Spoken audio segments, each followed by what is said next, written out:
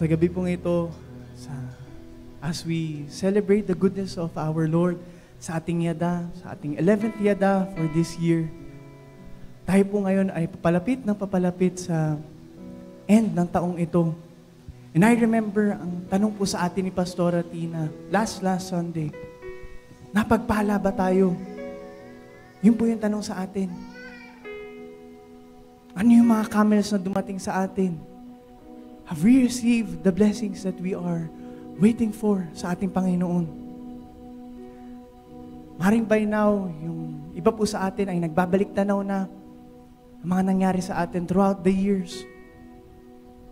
Mga naglilista na ng mga answered prayers, mga camels na patuloy na dumarating sa ating buhay.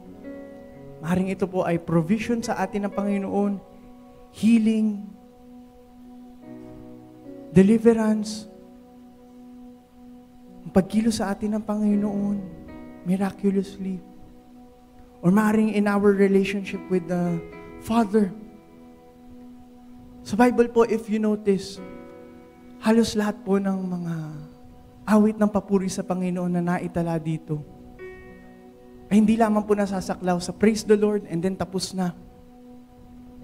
Most, if not all, ay nagbabalik tanaw po, naglalahad ng reasons bakit sila nagpupuri sa Panginoon. Mga ginawa sa kanila ng Panginoon in the past, not just for them but for their nation.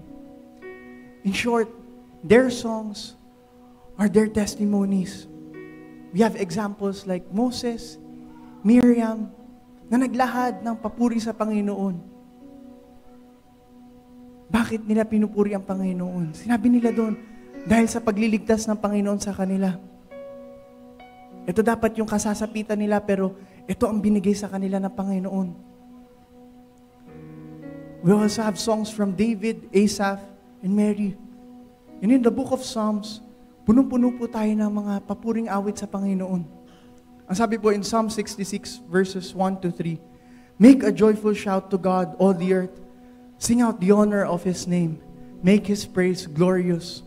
Say to God, how awesome are your works. Through the works of your hands, through the greatness of your power, your enemies shall submit themselves to you." Sabi po na may akda doon, make a joyful shout to God. Sing out the honor of His name. And in verse 3, sabi niya po, say to God, how awesome are your works. And in the following verses, inilahad niya po doon ang reason bakit niya pinupuri ang Panginoon. Yung pagliligtas sa kanila ng Panginoon. Yung grace, yung mercy ng Panginoon sa kanila. And I believe, this is an example of a fragment of what true worship is. Genuine worship is ang pagsambang nanggagaling sa ating puso. At ito po ang nais sa atin ng Panginoon.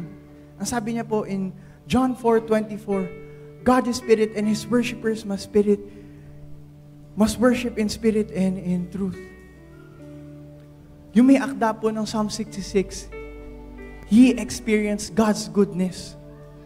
And his response was to give God glory. Meron po tayong sinasabi na, give credit where credit is due. Sa mga bata po, napakabilis natin magsabi sa kanila na kapag merong pagpapalang natatanggap ang mga batang ito, may favor silang natatamasa. What will you say? Tayo po tuwan-tuwa tayo kapag meron tayong mga nakikita mga bata na naka-thank you kaagad kapag may na-receive na candy, may na-receive na regalo. Brothers and sisters, it is the same with us. Ang Panginoon po ay lugod na lugod. Every time we acknowledge Him in our wins, every time we acknowledge Him sa lahat ng pagpapalang natatamasa natin, imbis na yung mga gamot, imbis na yung mga trabaho natin, we go directly to God. We submit to God all our victories. Sabi po sa Luke 19:40, sabi po ni Jesus nung pinapatahimik siya ng mga tao, pinapatahimik yung mga nagpupuri sa Panginoon. Ang sabi niya po, I tell you, He replied, if they keep quiet, the stones will cry out. But praise the Lord, dahil wala po nagpapatahimik sa atin ngayon. we are not being silenced. Malaya po tayo nakakaawit sa Panginoon. Ang sabi po ni Pastora last Sunday, our El Gibor Milkama has already destroyed the works of the enemy in our lives. Tayo na lamang po yung kalaban natin, yung sarili na lang natin. Will we still choose other things over God? Mas ipaprioritize ba natin yung mga iisipin ng ibang tao sa ating pagtaas ng ating kamay? Iisipin ba natin kung ano yung sasabihin ng iba kapag tayo ay umawit, tayo ay sumayaw sa ating Panginoon? Sa gabi pong ito, maaaring tayo po ay nasa rurok ng ating mga pangarap, or maaaring sa gitna po tayo ng ating mga spiritual battles.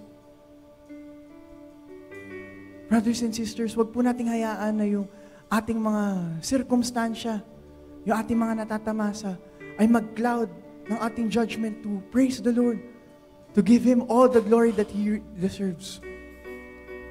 Hindi naman po sa ating mga sitwasyon na hindi na natin i-acknowledge yung ating mga pagpapala, kakalimutan na lang natin yung mga blessings natin, or kakalimutan na lang natin yung nararamdaman natin ngayon na maaaring tayo ay nahihirapan ngayon. No. On the contrary, we have to acknowledge it. Just like Hannah, dun sa preaching po ni Pastora Tina last Sunday.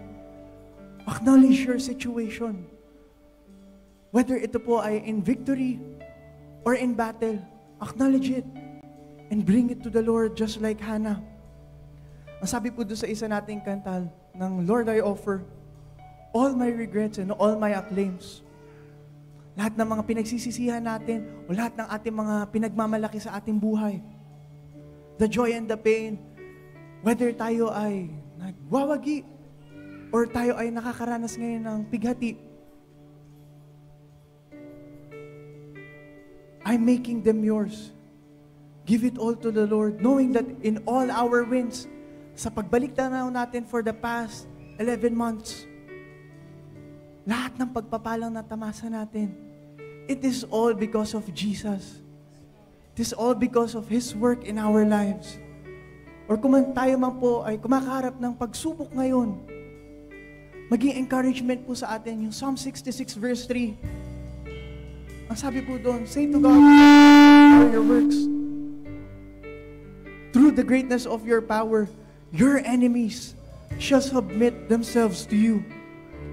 Both ends po ang tinatakil dito na may akda. Our joy and our pain, our victories and our battles. So sa atin po, sa pagbalik tanaw natin, before we continue with our worship, maalala natin lahat ng pagpapala na atin tinamasa. And in our past battles, makita natin yung pagkilos ng Panginoon sa ating mga buhay. Ang sabi po sa ating verse, say to God, how awesome are your works.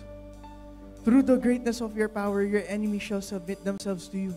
And so, brothers and sisters, tonight, as we remember everything that has happened to our lives for the past 11 months, what will you say to God?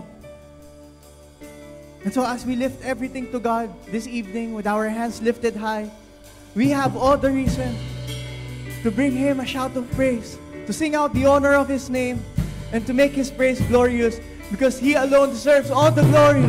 Amen. Hallelujah. Hallelujah. Thank you, Lord Jesus.